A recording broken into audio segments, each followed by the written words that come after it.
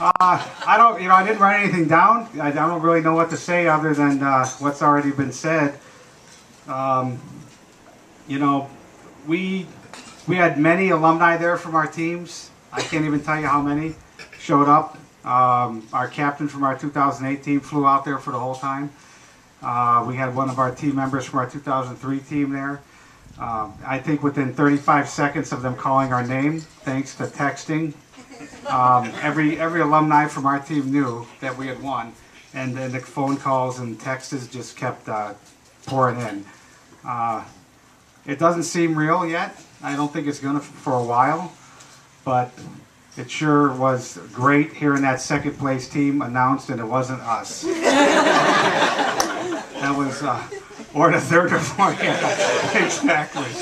I didn't think it would be third or fourth though, but when we got our critique, it was clear that it was a great critique. It was clear that it was a gold medal critique. There was no way. I mean, they used words like perfect and incredible and phenomenal, words that you don't use for a silver or a bronze medal. So it was just a matter of, did we score the highest gold medal? And since 2002, the only thing I could think about for 2 days, of course, was that since 2002, there's been 2 gold medals scored at every national championship. So now, we were edged out in 03 by .2. Even though we got a gold medal. So, I mean, just the gold medal is the best way to win, but it's the only way you can win, but there can always be a higher one, so we didn't know. But, I don't know, from what I saw, I think Victor and James would agree, from what we were watching, we couldn't see that anybody else beat us. We just wanted to not, have that high hope after so many times just falling a little bit short, but it was great. Then when we got down to Tricia Nash, who was the pastry chef judge. She's the 2004 World Olympic champion, and she was the 2007 USA Pastry Chef of the Year.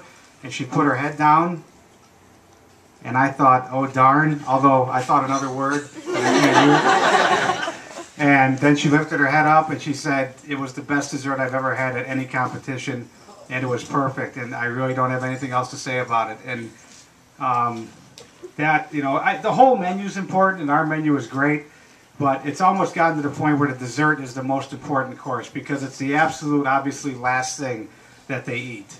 And if it just falls a little bit short, that could be the difference in hundreds of points and tenths of points and things like that. And, it didn't matter because ours was perfect. So, I don't know. That was about it. It was great. All I can say, it was awesome. I'm going to introduce these guys to you, and then they're going to each say whatever the heck they want to say. Hopefully they'll edit it a little bit, some of them. Julie. Our captain from Bavina is Sarah Thurgood.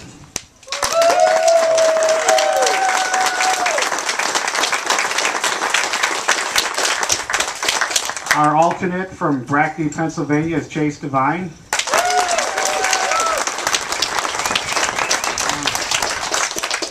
I have to say that usually these guys introduce themselves, they say what course they're responsible for, but really we were the only team that everybody did everything. So they're not really, it's not a course by course thing anymore.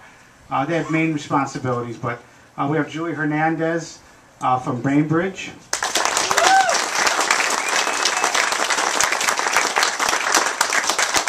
Kenny Lorenzo from Manhattan.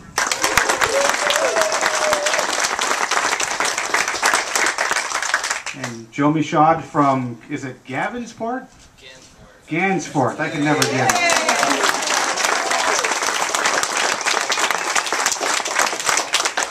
And we have our coach Victor Somo right here from Delhi.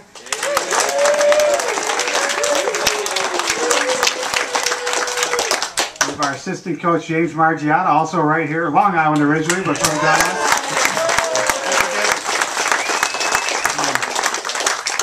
On our way out, though, you can't do this stuff by yourself. Nothing ever happens by yourself. So we had 2 helpers that had no chance of anything. Didn't matter what we won or didn't win, but they went anyway, and they stuck with us for a long time. And that's Captain McGeary from Long Island.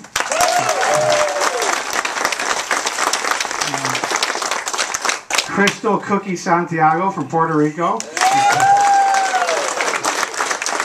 Also one of our ice team captains, which is I think is like contradiction, being from Puerto Rico, but she's one of our ice team captains. She loves the freezer. What can I tell you?